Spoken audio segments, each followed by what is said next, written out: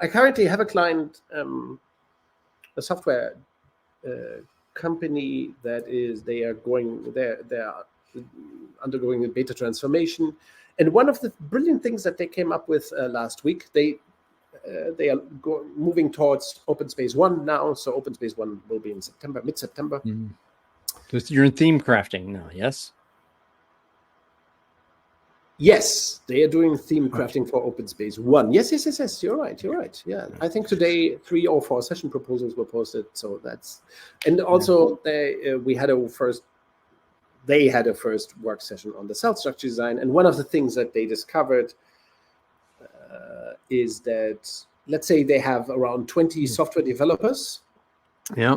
I'm simplifying a little bit. Let's say they have 20 software developers. Of course, the one of the foundation basic ideas would be, okay, but they must be kind of in the center, right? If you have business cells selling the software and servicing or so, you would have software developers in the center. So the 20 people would be kind of dispersed all the way through in 3 or 4 central cells that would software factories, so to speak, that would work the software. And then they immediately in the first session already had this wonderful insight, I think, that part of the software developers should be maybe half of the software developers or so should be part of the periphery and developing features in pairs or individually develop features. So like, again, simplifying a little bit, the platform development would be in the center, would be done by the Spice Centers development cells or Scrum teams, but the feature development would be done in constellations, small constellations, in within teams of the periphery. Well, because each of those peripheral teams has a market force driving it. Exactly. Right. And those are different market forces with different rhythms, with all sorts of different needs. So you need to have all. Okay. And of course, sometimes these developers would hook up with other developers too. You know, one person from this cell and a developer from another cell, they could hook up and do something. We develop a feature together. One of the things that was discussed in the beta that I was kind of flabbergasted, because I threw it like a hypothesis. I said, as a hypothesis, no serious software solution was ever developed by more than 2 people.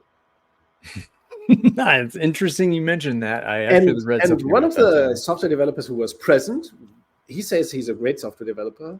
I cannot say. He just nodded and said, yeah, you don't need more than 1 or 2 people to develop software. Which indicates that even Scrum teams are, in a way, too big, maybe, to work, to function. They are not really teams. You do not need them as teams.